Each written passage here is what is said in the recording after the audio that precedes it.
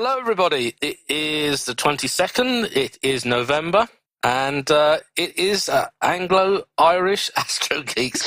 Sorry, it's been a fraught week. I'm working 12-hour-plus days at the minute. My mind is like the goo that the aliens on the Hulu adverts suck out of people's skulls. Right, so it's me, Nick Yvette. And it's me, Anne Dunn from Astronomy Ireland. And it's me, Neil Norton from Comet Watch and various other things.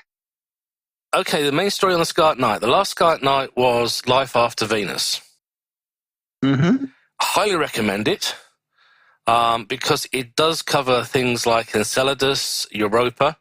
All these are yours except Europa. Do not attempt to land there. Okay? But, yeah. Go on, Neil. I mean, we've got to keep these Jovian systems clean, especially Europa. To be honest, Enceladus and Europa are probably the hotspots for recognizable life as we know it. Yeah. However, it still may not be there, but it's probably one of our best bets.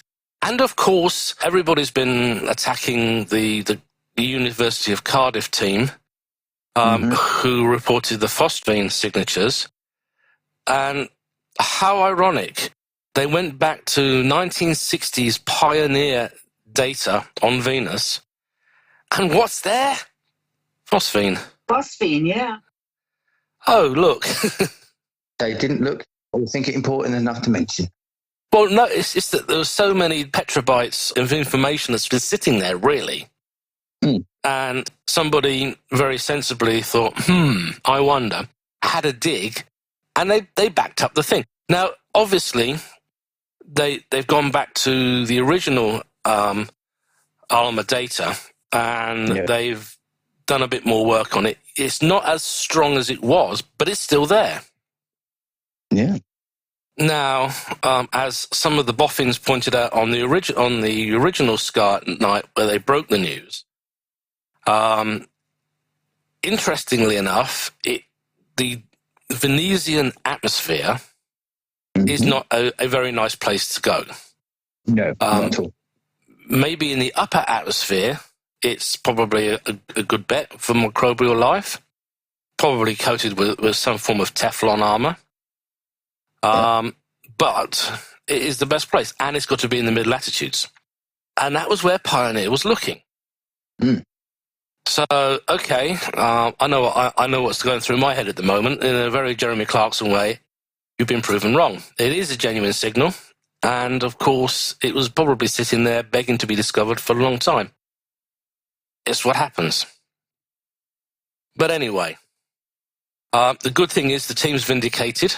A certain astronomer in a certain place is probably feeling a right nana at the minute, because he used his position to attack the team's data or data, take your pick, and tried to basically use the IAU to muscle in on scientific announcements. Yeah. And given the email that the IAU sent out, no, not going to happen this way.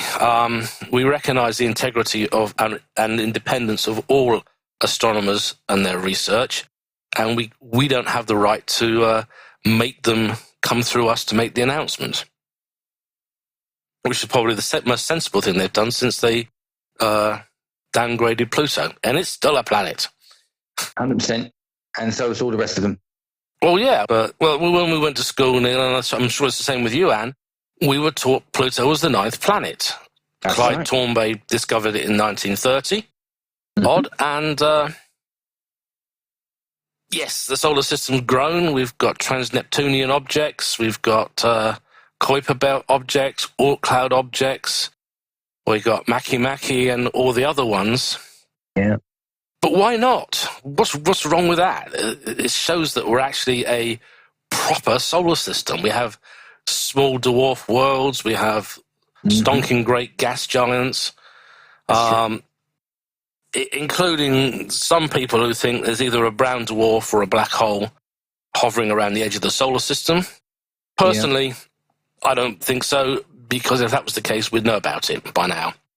Yeah. The gravitational effects alone on the solar system, never mind the gravitational lensing that would be taking place, would have been recorded. So, no, not a black hole. No. Brown dwarf is kind of pushing it a bit. Yeah. And certainly not that detestable object that begins with the letter N. And we're not going to say the name, are we? No, we're not going to say that one.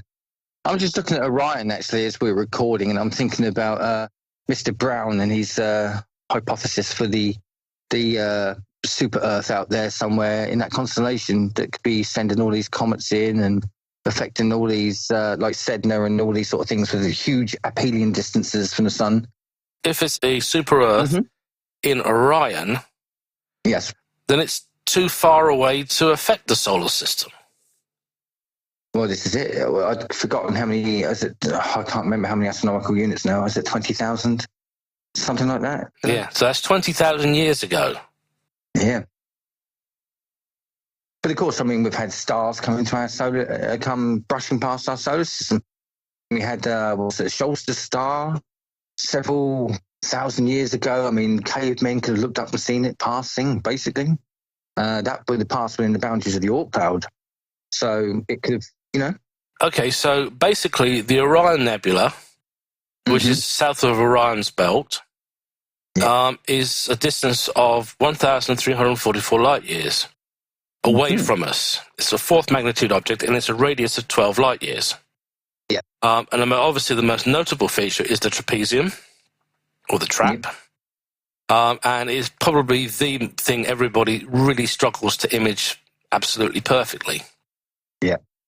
So we're looking at an RA of 5 hours, 35 minutes, 17 seconds, declination of -5, 23, 28. Yeah. So as to how a super Earth in that constellation or anywhere near the Orion Nebula could affect us is, well, it beggars belief. It's almost as believable as people speaking Venusian. Yes, good old Patrick. Yes, we know that show. Yes, I remember that show very well. And of course, good old Michael Bentine. Of course, him, Michael, and Arthur C. Clarke infiltrated the Flat Earth Society with hilarious. I really wish there was a recording of that, because I think it would be totally funny and maybe destroy once and for all the stupidity that the Earth is flat. Exactly. Next, they'll be telling us there's this flat disc with 4 elephants on the back of a giant turtle. That's not true? It's not true. All these years. I bet get the books out again. All right. I'm going to Google that. I just want to make sure that you're right. And since we're in the mood for exact facts, the apparent dimension of the Orion Nebula is about 65 by 60 arc minutes. It's a big old fella in a pair of 20 by 80 binoculars, isn't it? It's even bigger in a telescope. Yeah. I mean, I don't like putting a telescope on it, to be honest with you, personally, because I tend to lose a lot of it because of my location and, there is light pollution here.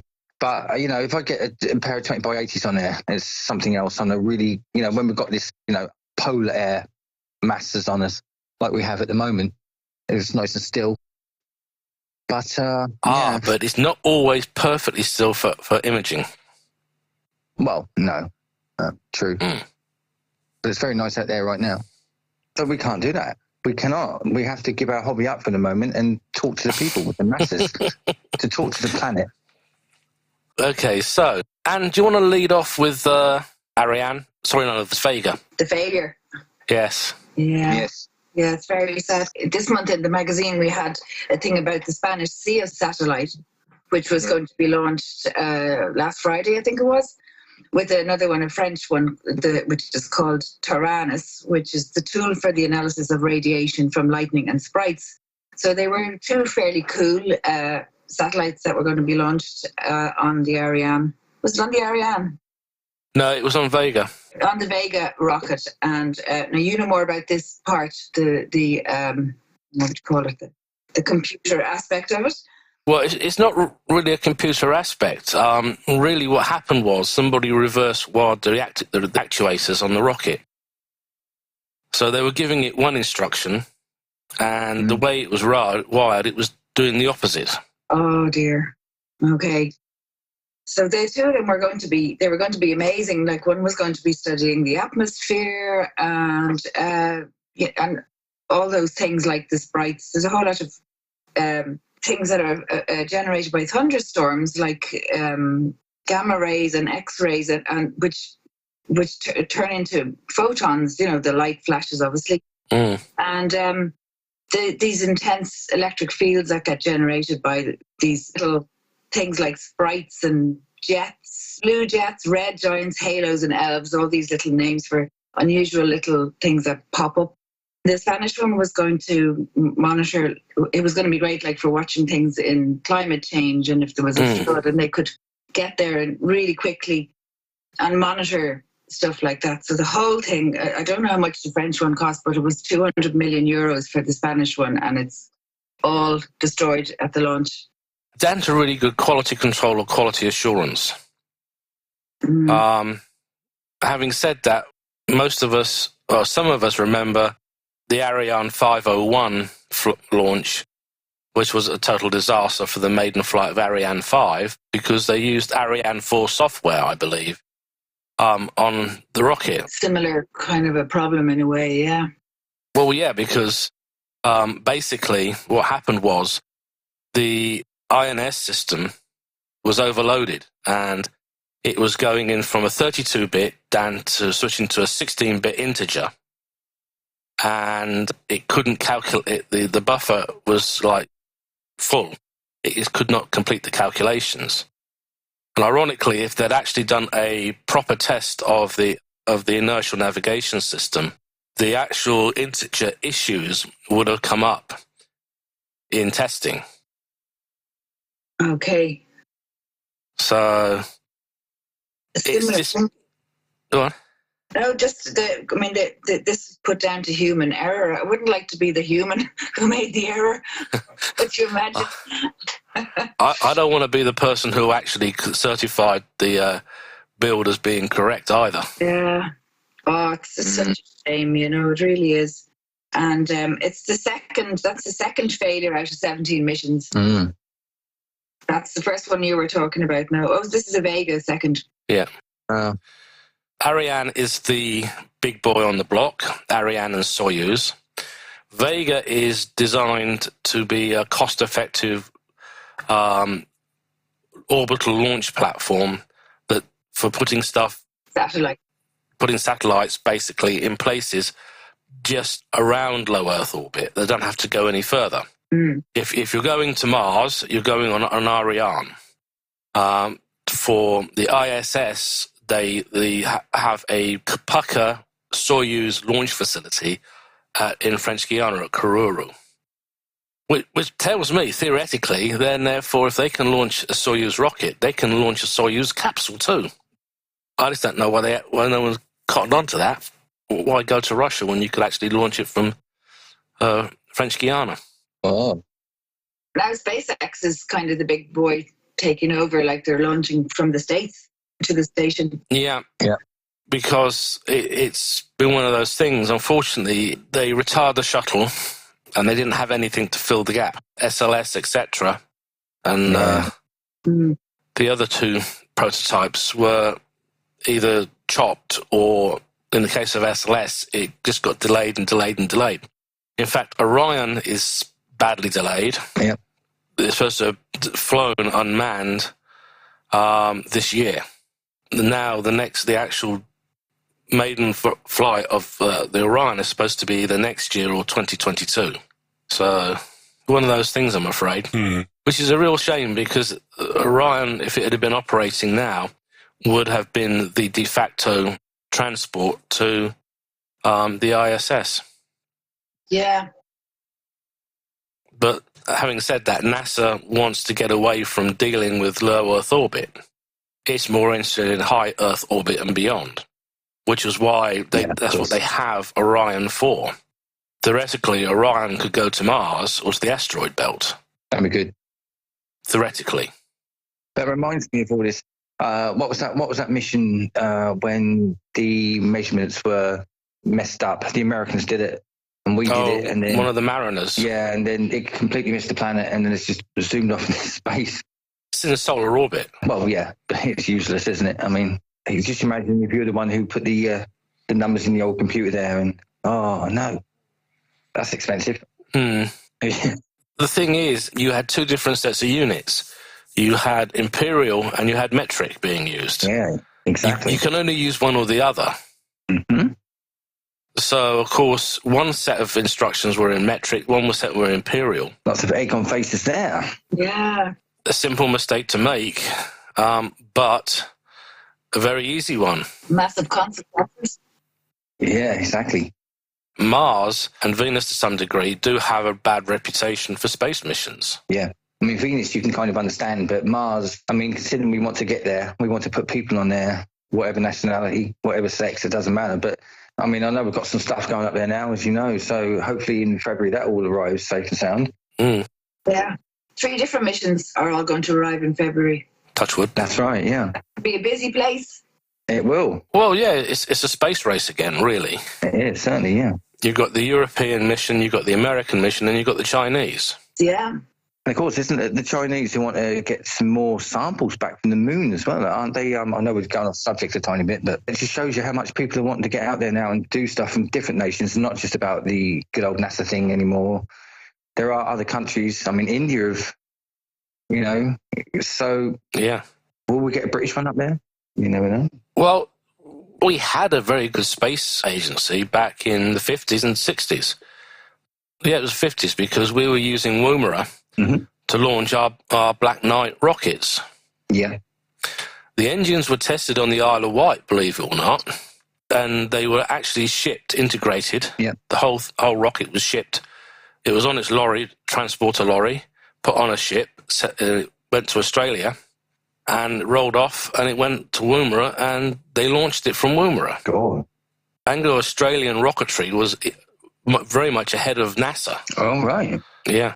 Launching from Australia, you're pretty much close to the equator. Yeah, yeah. So you're using the spin of the Earth. Of course. Which is why European Space Agency is in French Guiana. Wow, I didn't know that. It's very much an easier trip to get to space from there. As I say, we were doing quite well, and I think a lot of people were quite shocked that a country like us, literally the winding down of the empire, but yet we were still way ahead. Yeah. And doing things that seemed to be the province of the big boys. Yeah, absolutely. Anglo-Australian Space Agency, the British Space Agency, in cooperation with the Australian government, we're literally way ahead of everybody else. We had a lot more successes than failures. That's it, yeah. In fact, if you go to the National Space Centre in Leicester, they have a Blue Streak missile in a purpose-built silo. Really? And do you know what the importance of Blue Streak is to space today? No, do tell. The actual rocket technology went into Ariane. Blimey. I honestly didn't know that. Good cooperation going on there. Well, yeah, because basically the technology we developed for a nuclear weapon delivery system ended up being used peacefully to go to space and launch satellites, etc. Yeah. Wow. Excellent. The Americans did the same with their Titan missiles. Yeah. Because they used Titan IIs for the Mercury program, for Mercury and Gemini. Wow. And they were using Thors to launch satellites. So it wasn't just a weapon of war; it was being used for science as well. A lot of people don't realize the whole thing about Apollo is it's built on war technology designed to deliver a weapon of mass destruction. That's right. Yeah. To peacefully put humans in space. I know it's a bit of a cliche nowadays, but it was the final frontier, wasn't it? I mean, once whoever got to space were the ones who were the top dog nation, The Russians were the first up there, as we know, and we know what the Americans achieved after that. But it's a space war. I mean, during the Cold War, so scary times. It was ironic that the Cold War created the Apollo program. Yeah. It was propaganda, let's face it.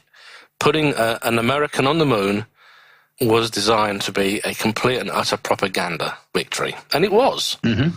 After the successful landing and return of Apollo 11, the Russians just gave up. And now their end-to engine is used by American companies to launch satellites. I've often thought this. What do you think would have happened if the Russians had got to the moon first, landed a crew, collected the samples, came back, the Americans had lost?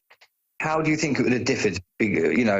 How would history now be reading in our books? Well, basically, the Soviet Union would have won. Do you think they would have flexed their muscles about it a lot more than the Americans did? Or the thing is, the whole point of Kennedy's speech was a Cold War challenge. Yeah. He had the Bay of Pigs go, this happened. That was an absolute disaster. There was Vietnam. Yeah. And it took people's attention onto something that wasn't a military issue. Yeah. Yes, they were all military personnel that were used, the astronauts. Of course, yeah. You had people like Harrison Smith, who was a scientist, a genuine civilian scientist. He was a geologist. But the Soviet Union would have won the propaganda war, and that would have put them where the Americans were had they done it. And the thought of a red moon and the possibility of Russian missiles pointed at the Earth. Well, this is it, yeah. That was the whole thing that spurred James W. Webb to actually pull it off. As he said, anybody want my job? Not joking. Yeah. Particularly when he was committed to putting a man on the moon and bringing him home safely by the end of the decade. That's right. Because he knew it was going to be the hardest thing ever. They had the Apollo 1 disaster. They had Walter Mondale, who wanted to shut down the space program. He wanted to spend the money on feel-good projects, which was understandable. There was, I can understand that. There was a problem. There was issues with housing. There was issues with feeding the poor and everything else in the States at the time. Yeah. But he thought it was his moment, and it was, I don't remember his name, Kranz. Gene Kranz shut him down at the congressional hearings. Yeah. And he was asked a question. He says, well, I can try and tell you what I think Gus, Virgil, and Ed White would have wanted. They would have wanted us to go on. They would not want us to be doing this. They knew the risks, and they would have wanted us to go to the moon and do it. Everything else would have been a travesty of their deaths. Yes, yeah. One of the famous things were, we can't communicate between two buildings. How are we going to do this between, Yeah. Because I know there's a big conspiracy theory about David, because he knew too much and he was going to say too much, and I forgot which one it was out of the three of them now. It was, I think it was Gus Grissom. Yeah, Grissom, yeah. And I know there's a conspiracy theory about all this, but I mean, you can hear him actually say that how are we going to do this? We can't communicate between two buildings. How are we going to do a moon thing? He was a little bit skeptical about it, wasn't he? The technology he was sitting on top of, The thing was, what he was doing was the right thing. Basically saying, look, guys, if we can't talk now, we're having problems. How the heck are we going to talk once we get up there? Yeah.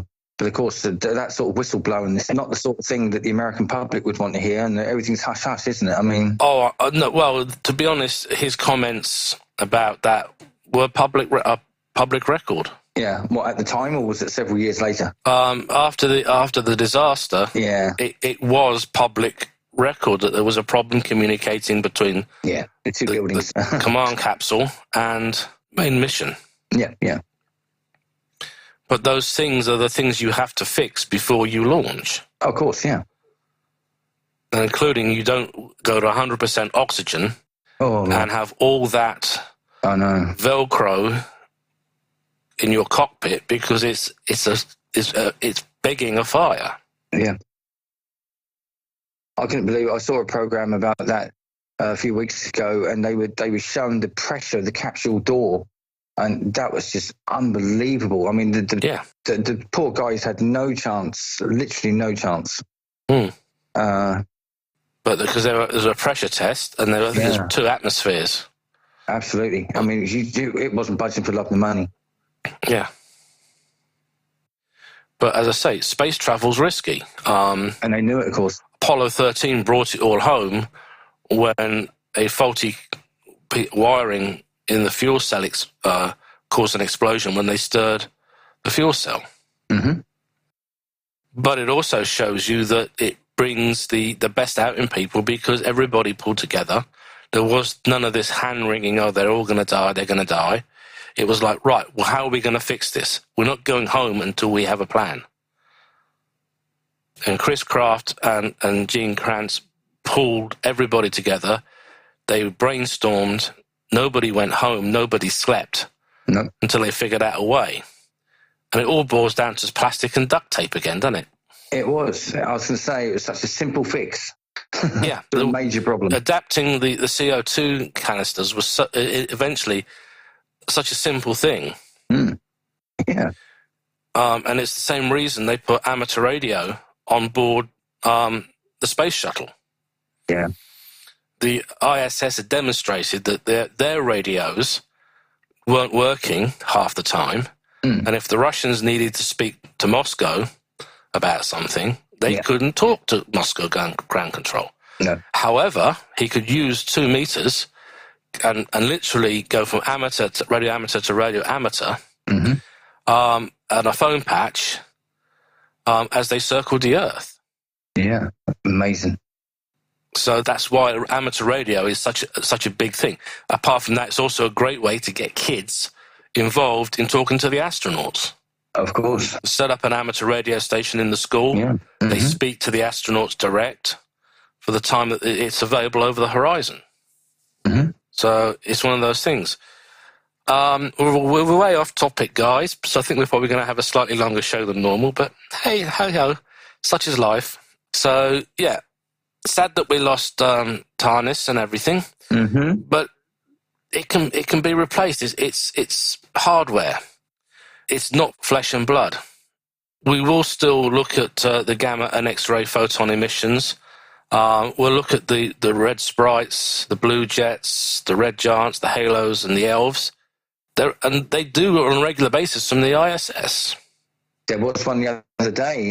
There's a storm over, I think it's Puerto Rico, and they caught an amazing sprite coming out of a storm. They're absolutely massive as they were passing over it. Amazing pictures. So it'll probably be rebuilt. The mission will be stood down for a while. They'll go back. Can they do this? Can we get the money? They did it with Cluster when it was destroyed on Ariane Flight 501. Yeah. Cluster 2 was built, and it was later than expected, but it still flew. Yeah. Eventually. I guess we should move on to some more news. Actually, there's one thing we haven't got on our notes we should mention, because we've just learned in the last week or so about the Arecibo. That's terribly sad, isn't it? Absolutely. It is, yeah. I guess what they're saying is in order to actually do the repairs, it's so dangerous. Absolutely. Yeah, they need to demolish it. It's the only way. They can't let a person go in near, all those cables, if they snapped, I don't know, there'd be definitely mortality rates will be high. Yes. It's a shame. It's been a wonderful servant over the years. I was looking at a video there, maybe you shared it to me, of how they built it first. They put the towers up first, and then they built a gantry in the middle, and then dish up to the gantry, like up around it, and then use the cables from the towers to hold it. But they're getting it's 60 years old or something, is it? Or the 1960s? Yeah. And they haven't really been sort of like maintaining it very well.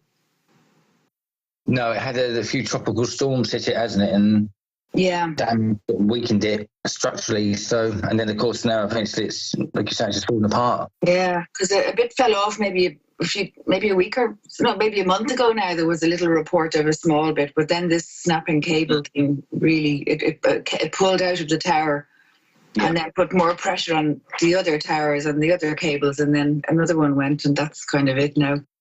Yeah. Well, it was originally built in 1963. Yeah. So it's as old as I am. You always said you were 21, Nick.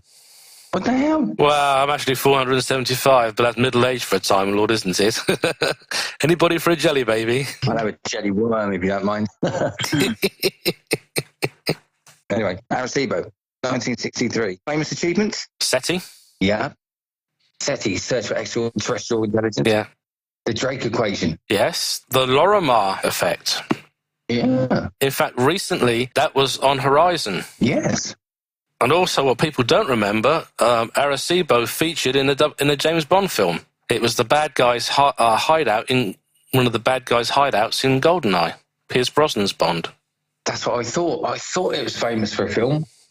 Mm-hmm. More than one film, actually. Yeah. Might be 3 films. I can't remember the other ones. Contact. Come on.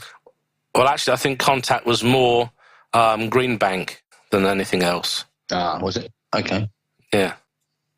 Oh, I didn't know this. Wow.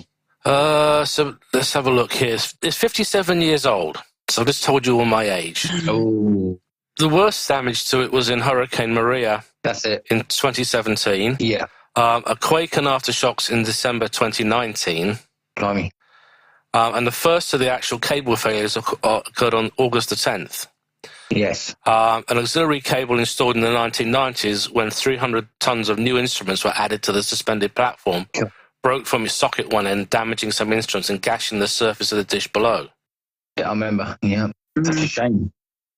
It is. I don't know if they've got the power to do something else. Obviously not with that site, but somewhere else, in the world. Or The only similar observatory is in China now. Oh, right. It's not as big. Sure, it's not. No, it can't be. I'm not sure about that one. To tell you the truth, I wouldn't even know its name. FAST is the 500-meter aperture spherical radio telescope. Tianyan. Okay. Literally the eye of the sky or heaven. Right. It's in Duodong Depression. It's a natural basin in Pingtang County, Guizhou, southwest China. The collecting area is almost the same size as Arecibo. This telescope did make the news all around the world because they actually emptied the valley out. Yeah, I remember watching it on the television at the time. Oh. Yeah. I'm looking at this. The secondary diameter of Arecibo is 27 meters. Mm-hmm. Illuminated diameter is 221 meters. Is that like 2 football pitches? Something like that? Something like that, yeah. And as I say, it's a perfect place to have a bad guy used for a hideout in a Bond film. Of course, yeah. Where else would you go? Arecibo. Absolutely. It was also one of the biggest radars in the world. Yes, we got a lot of asteroids from there, didn't we? We got to see lots and lots of asteroids. Yeah. And one asteroid that they think may have been Comet Lexel. That's another story for another day on another show. The biggest dishes in the world. Yeah. You've got the Jodrell radio telescope, the Mark II now, I believe it's called. Mm-hmm. In fact, I'm looking at I think actually, yes, the Chinese one is bigger than Arecibo, looking at it. It's double the collecting power of Arecibo, which has a 305-meter dish. The next one is the Russian Ratan 600. That's it. It's a different type of design, though its footprint is larger. It's not as sensitive. I knew there was one in Russia. Yes. After its national construction acceptance, FAST will be available, open to astronomers across the world. So it's been open to Chinese astronomers since April 2019. Mm-hmm. Once it's been fully accepted as part of the national construction acceptance, it will be open to the world. Oh, that's good news. Good to hear that from China. Yeah, definitely. The Chinese government is emphasizing international collaboration for using it. That's brilliant on their part. Interestingly, Australia's Commonwealth Scientific and Industrial Research collaborated on the project. The usage will be up to the Chinese government, which is fair enough. Yeah, of course. So if you think about it, radio telescopes have been around since 1937. Amateur astronomer Gerd Ruber built one in his backyard in Illinois. It was a 9-meter parabola. Blimey. Of course, everybody over here is in the UK and in Ireland is familiar with the Sir Bernard Lovell radio telescope, which is part of E. Merlin, which makes it an even bigger radio telescope. Yeah. So it's going to be interesting. It will be. A lot of what FAST may be looking at would be FRBs, fast radio bursts. Yes, of course. Very important. Absolutely. Ireland got emergency standby destination for Crew 1 if they had to do an emergency abort after launch. Like 20 minutes after it launched, or even less than 20 minutes after it launched from Florida, Cape Canaveral, it was coming over the Irish coast. And we were on standby here, well, on the west coast. Shannon is the name of the place. So several different Coast Guard, Irish Navy, search and rescue helicopters were all on standby, but luckily not needed. Apparently they're there every time. I only found that out. So the first operational Dragon crew is Mike Hopkins, the commander, Victor Glover pilot, Siochi Noguchi from JAXA as MS-1, and Shannon Walker as MS-2. It's a very busy period, obviously, for SpaceX. Yeah. And, of course, the launch was aborted twice. The first time was an auto-abort with 2 seconds to go on October the 2nd, when the onboard computers detected what turned out to be a blocked relief valve in the gas turbines of 2 of the Merlin D first-stage engines. It was identified as being actually residue from an anti-corrosion coating applied by a contractor, so the engines had to be replaced. So the launch of Crew 1 was delayed from Halloween or Samhain until mid-November, whilst the investigation and replacement had to be done. So originally they were supposed to have arrived on November the 2nd, which would have marked 20 years of continuous human presence on the ISS. That's continuing to the current Expedition 64 crew, commanded by Sergei Razilov, which began its term of occupation on the 21st of October, when Expedition 63 departed in the Soyuz MS-16. So, mini-moons. Go on, Anne. Okay, well, this was top secret until just tonight. Queen's University in Belfast, they led a global collaboration which detected the second mini-moon ever recorded. So if you don't know what a mini-moon is, it's a free-floating silicate boulder, and this one was named 2020 CD3. Very exciting name. They'll be finding a lot more in the next decade. And the last one was in 2006. It actually came in and hung around for over a year. And what they are is they're actually small asteroids, really. And they get captured into the Earth's orbit by our gravity, and then they're flung back out into space. So discovered in February, right, with a 1.5 meter telescope by 2 lads, Kasper Rierschos, I can't really pronounce his name, Teddy Prune, on the Catalina Sky Survey. They don't know exactly when it came into Earth's orbit. It could have been there a couple of years. They only spotted it when it was leaving, which was on March the 7th. But they immediately got all the powerful telescopes. So there was Hawaii, La Palma, Arizona, and they confirmed what it was. It's just a shard of a larger silicate body. Yeah. They reckon it was about the size of a small car. At its closest, it was about 13,000 kilometres from us. It's a Horta. I'm sure all the Star Trek fans, they should listen to the show and know exactly what I mean. But so they said as time progresses, when we have the Vera Rubin Observatory, they'll be able to spot more of them. There are definitely going to be more. We'll find them. So there was a lot of people involved, 23 researchers from 14 different academic institutions in 7 countries. So it's the actual story will be published in the Astronomical Journal. So it was embargoed until right now. Neil, you were getting very excited about solar sunspots. Of course, yes. I mean, we're now officially, well, actually, since about December last year, it got into cycle 25 of the of the solar cycle, and the sun is waking up very nicely at the moment, producing M-class solar flares, and there's been plenty of C-class flares. The spots are quite large. They're now between the size of Earth and Neptune in size on the solar disk, and as we speak, there's one just about to turn onto the face of the sun. There's one spot there currently. I think there's a couple of small ones that developed last night in the northern hemisphere as well. Yeah, solar cycle 25 is coming along nicely. Yeah. I can attest to that. Some of my road amateur friends here in the UK have actually been able to work Korea on single sideband. Mm-hmm. So obviously the DX is coming back, which is what happens when the solar cycle starts to go up again. Yes. And we head towards maximum. So, in fact, one bloke was actually hearing a couple of VKs in Australia. Mm. He couldn't get back to them, but he could very, very clearly hear them. Now, Korea was heard originally, this is South Korea, by the way, on 20 meters. Yeah. And I believe Australia was around there as well. Might have been, Korea was on 14 and the Aussies were on 20. So, yeah, the sun is definitely ramping up.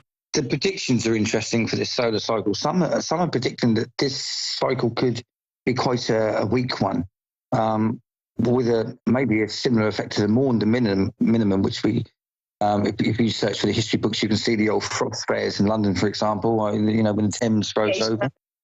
That's it, yeah. So, but the spots are certainly ramping up, aren't they? And they're quite powerful. It would be interesting to see how active the sun gets, because it's been a while since we had a really good batch of X-class flares. And in fact, a friend of mine and Neil's, Mark, showed me an aurora picture from Iceland. Yes. That had been taken 2 hours before we started recording the show. And that was a very impressive display. And do we know why there is a solar cycle? Our star is a G3 dwarf, but it's a G3 variable. Yes. So it's not your run-of-the-mill G3 star. It does have variability, and most stars actually do have a solar cycle. Yeah. We've just been through one with Betelgeuse. Exactly. I was just thinking that myself. Everybody remembers it dimming, and everybody thinking, "Oh, great! It's going to go supernova on us. We're going to have a really great thing." It was just going through one of its cycles. It's a red giant, but it's also a variable star. Yeah. Variable stars are very easy for you to follow on their cycles. So Mira is a very famous variable, and you can actually follow it dimming and brightening. Definitely. So it's if you really want something fun to do, and there's no comets or the planets aren't available, go and do some variable star observations, because the AVVSO, got it right, would love to have your observations to add to theirs. In fact, the greatest thing about it, observing and tracking the variability of some of these stars, is your reports actually help people at the Hubble Institute, because they use the actual timings of the variability of these stars to decide where they're going to point the Hubble telescope. Yeah. So the more reports they get, the more accurately the AVVSO can refine their predictions to hand over to the Hubble team for them to use the telescope. I'm just looking on spaceweatherlive.com, which is a great page for people who are interested in everything solar related.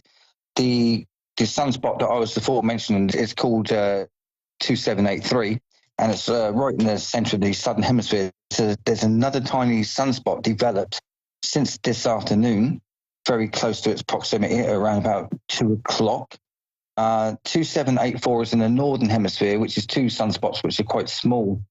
But the nice new one that is turning onto the disk is 2785. For people who are listening to this over the next part of the week, judging by what I can see now as it's turning onto the disk, it's definitely the same size as 2783, which will mean it'll be an easy backyard target for those with projection methods, of course. Never look at the sun, as Sir Patrick would say. Yes, well, there was actually a very good YouTube video that demonstrates what will happen to your eyes. This may gross a few people out, I do apologise. what one person did and actually recorded it as a video, try and find the link, was they actually put a pig's eye up to the eyepiece of a telescope pointed at the sun. And it showed you what would happen to your eye if you did it. Yeah. Put it this way, it's a very, very good way to dissuade people from observing the sun without a proper solar filter. Exactly. And I was just having a look, Nick, actually. You were talking about it's been a while since we've had an X flare from the sun. For those who don't know, C flares are mild, aren't they? M flares are middle.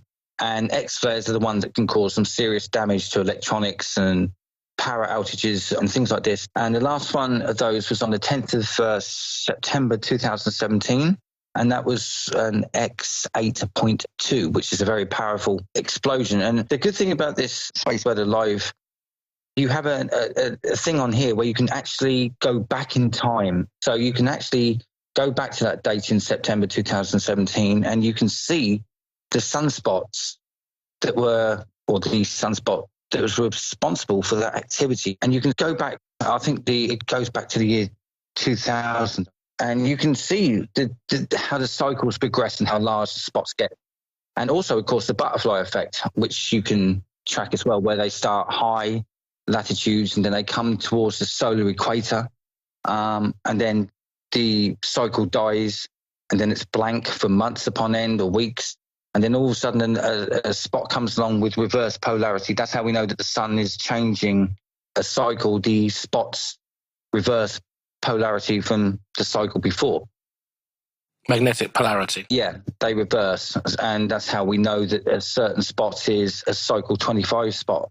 This cycle started around about December last year. It's an 11-year cycle, roughly. They think this one could be a little bit of a damp squib, but at the moment, the sun is putting up a fight. Well, as I say, if it was a Maunder minimum, it has to be a deep minimum cycle, solar cycle. Yeah. So the fact that we're actually going towards a solar maximum rules out a Maunder minimum. Yeah, yeah. Having said that, everyone's familiar with the 11-year cycle. There are other cycles. Yes. I think there's a 22, 50, and another one that's in the hundreds. Yeah. So it's not just the 11-year cycle that we on Earth tend to pay attention to. No. So basically, roughly every 11 years at the height of the cycle, the sun's magnetic poles flip. So it's kind of like on Earth, for want of a better description, the planet literally turns upside down. And the North Pole becomes the South and the South the North. It happens every decade, and then the sun transitions from sluggish to active and stormy. At its quiet, which is when the sun's at solar minimum, you could get a situation where the Thames could freeze again, and you could have a thick enough ice to roast an ox on it. Yeah. But that does take a very, very deep solar minimum to happen. Mm. I read a book years ago, I think I have it in the house here somewhere, it's called The Cosmic Clock. And when the first flowers, like the first snowdrops and crocuses, when they came out, they actually were in tune with this 11-year cycle. So it could come out in December one year and it could be nearly, say, the end of February in a different part of the cycle. Yeah. There's a lot more effect on the Earth than we kind of realise unless you study it, which they did. I forget who wrote it, but it's just called The Cosmic Clock. It's quite old. I've heard of that book, I must admit. I was just looking actually on that Space Weather Live at the most powerful recent flare. It was an X28 plus, which is absolutely massive. Nick, I don't know if you can crunch the numbers, how powerful that would be, compared to atoms or stuff. Mm. But anyway, this happened on November the 4th, 2003, which is 17 years ago. And if you go onto this site, you can click on, it was a region 0486, and you get a beautiful animation underneath of the sunspot, which is absolutely gigantic. Well, it's really big. But I don't know how powerful an X28 is, Nick. Well, basically, an X28 flare would shut down civilization as we know it. If it's directed at us, yeah. If it's directed at us, it would fry anything that's transistor or integrated circuit. Mm. Having said that, I own a valve, an big old-fashioned valve transceiver. I have a Yaesu FT101. So I've still got communications. It's kind of like Tony Stark running out of energy and then asking Thor for a power-up from lightning.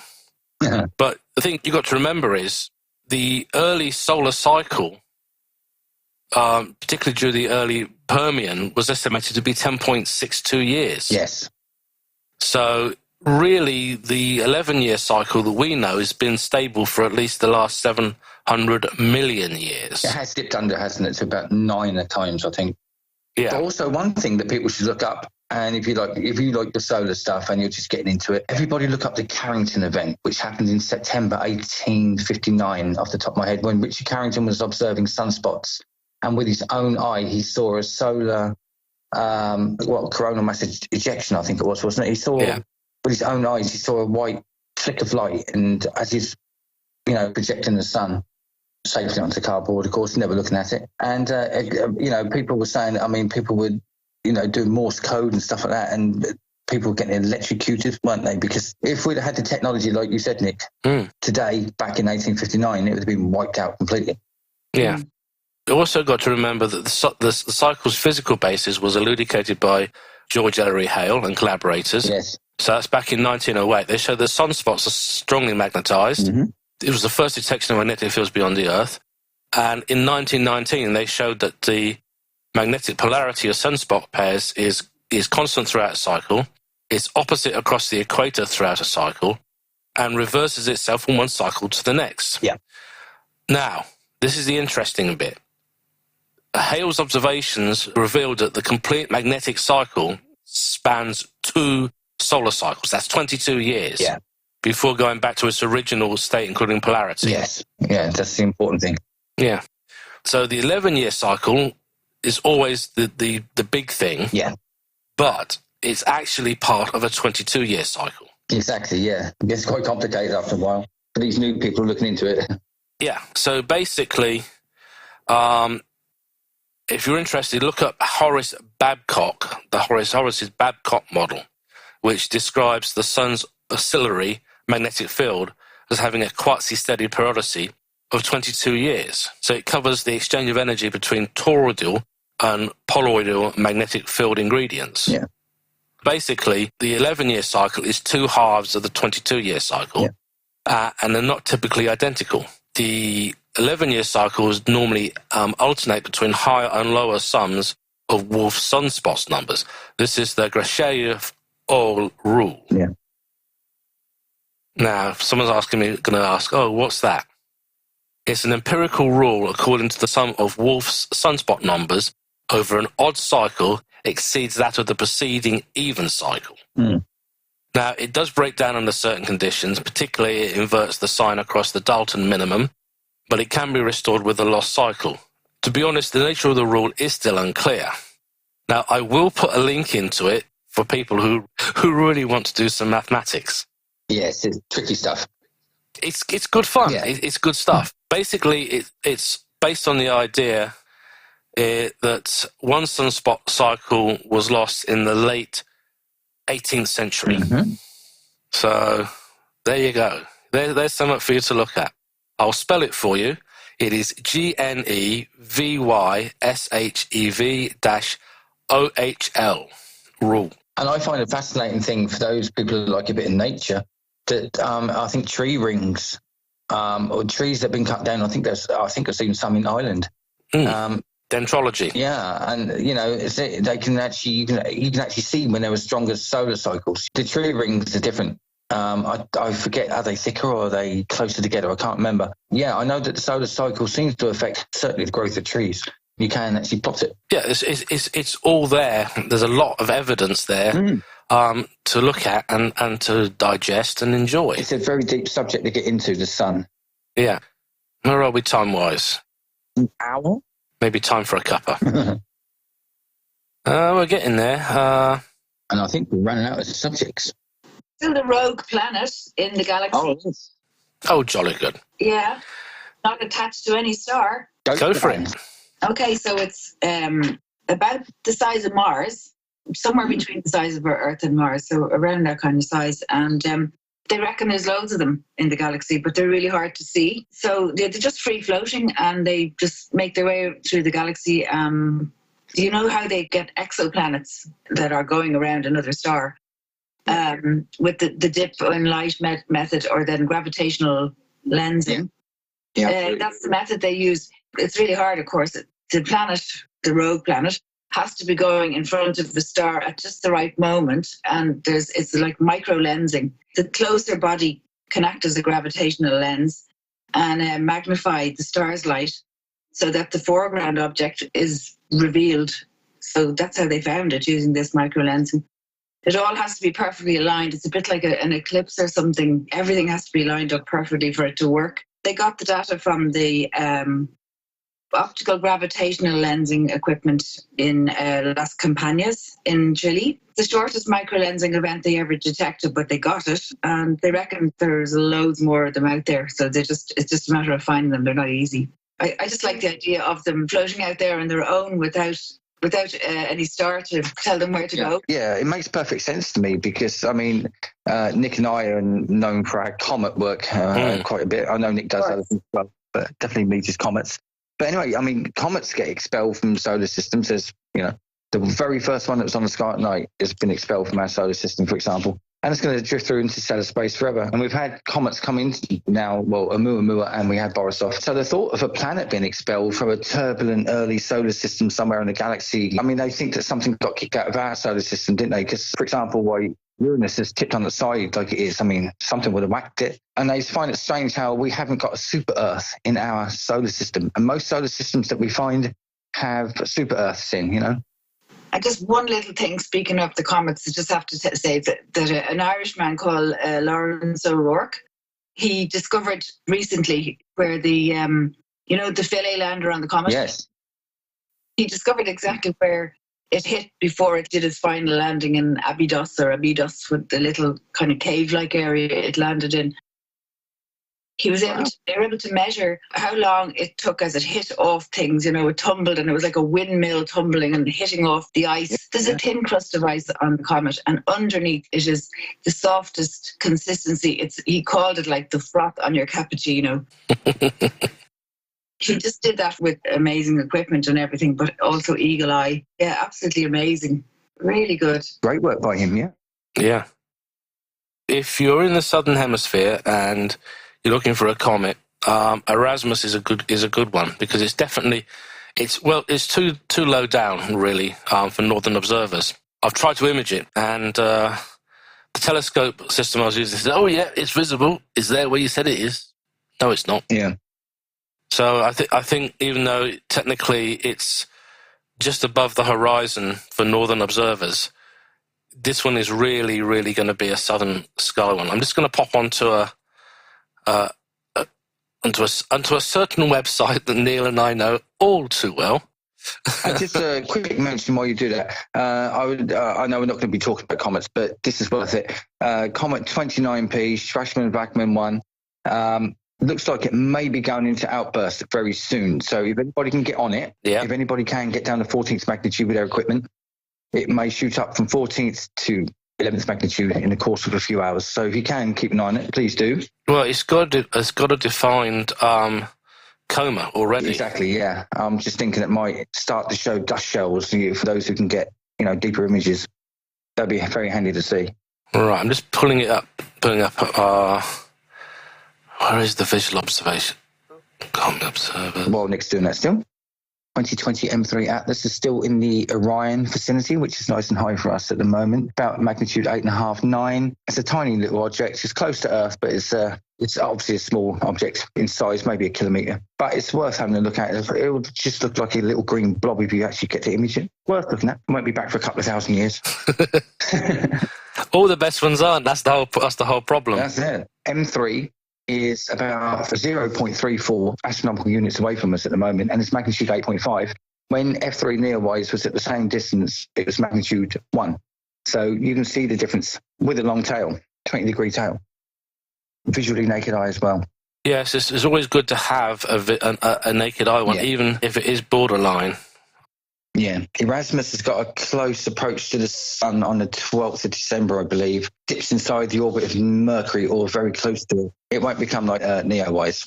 Here we go. Okay, so 2020 S3 Erasmus is a magnitude 10 comet. Mm-hmm.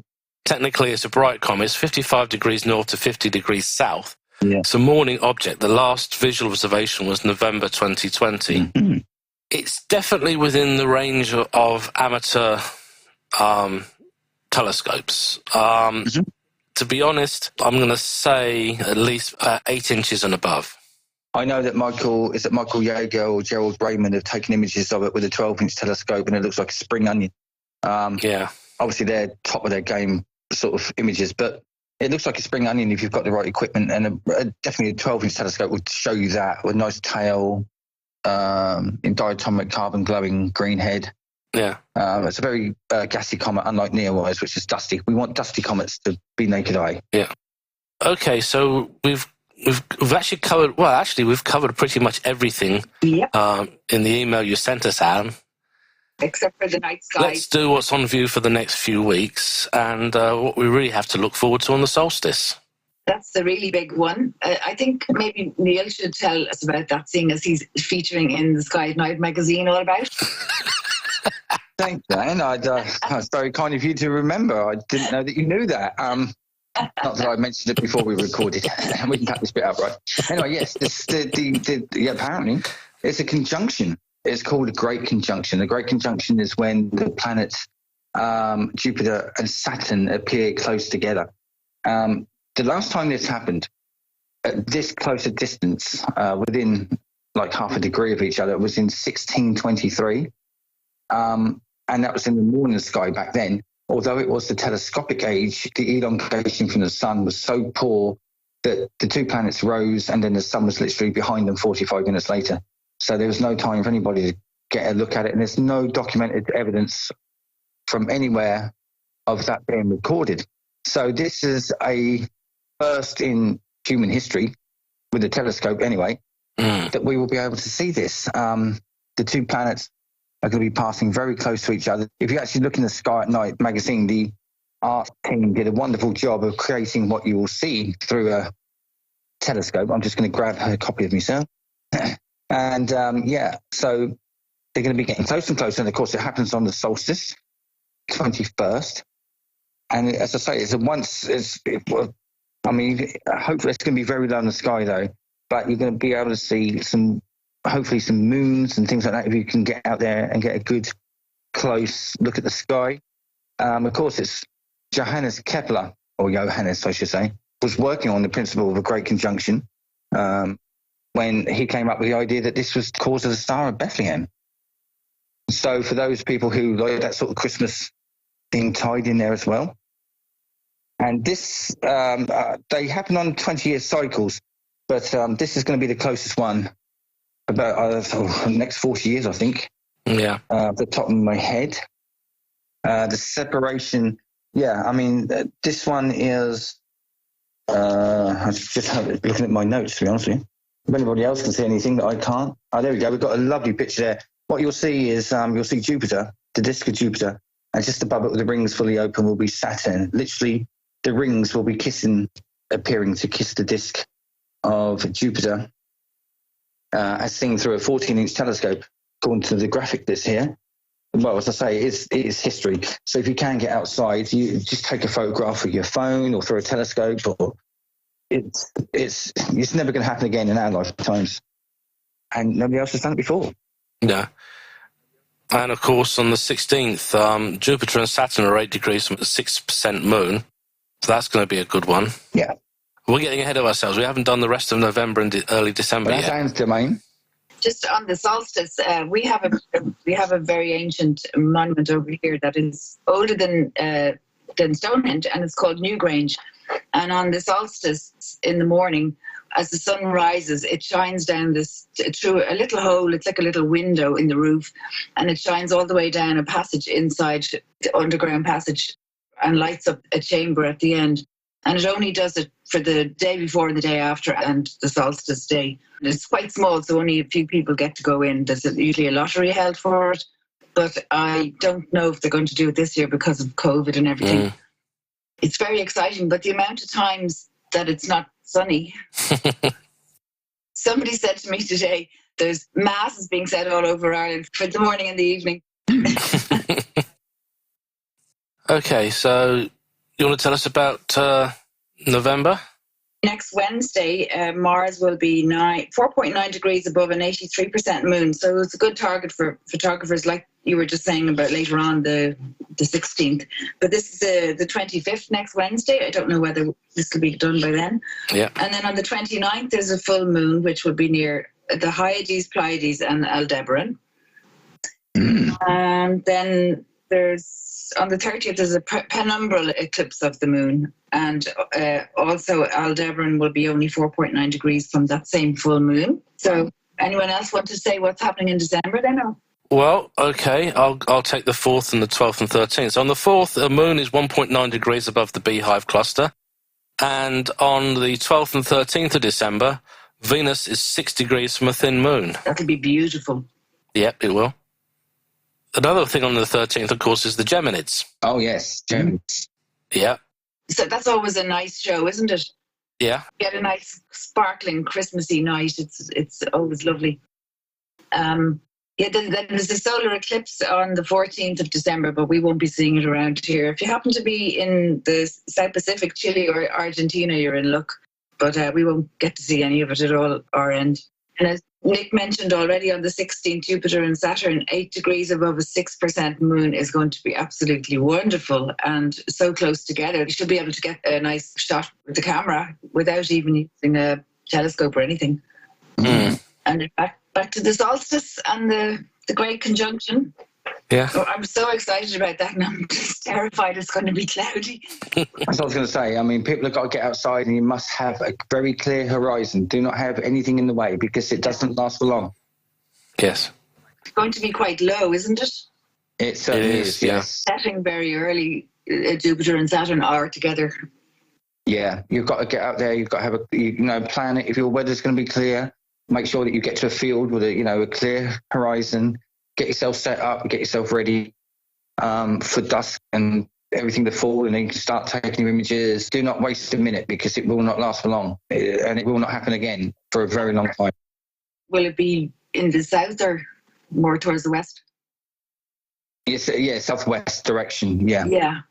So, people, you must have a clear horizon, and don't waste a minute, literally. Do not waste a minute. Yeah. Keep away from cities or stuff like that if you can, where you'll get the pollution haze that you get, from towns and things. Try and keep away from towns if you can. I mean, Ireland would be a good place. I mean, there's so much space, isn't there? You can but if you're stuck in suburban, or if you're stuck in a city like London or Birmingham, with this current situation that we're in, I just hope for the best for people, but it's going to be tricky for those who can't go out, who are in further lockdown restrictions, sadly. That's true. Even a building could block your view because it's going to be so low. Yeah. Well, I've got a hill behind my house, so I'm going to have to walk or drive up to the summit, which is, I'll have a perfect view from there, looking. Yeah. Or start digging it up now. Well, we've done it. We had quite a good bit of fun. So I think on that note, I think it's time to say good night. So on that bombshell, it's good night from me. And it's good night from me. And arrivederci from me.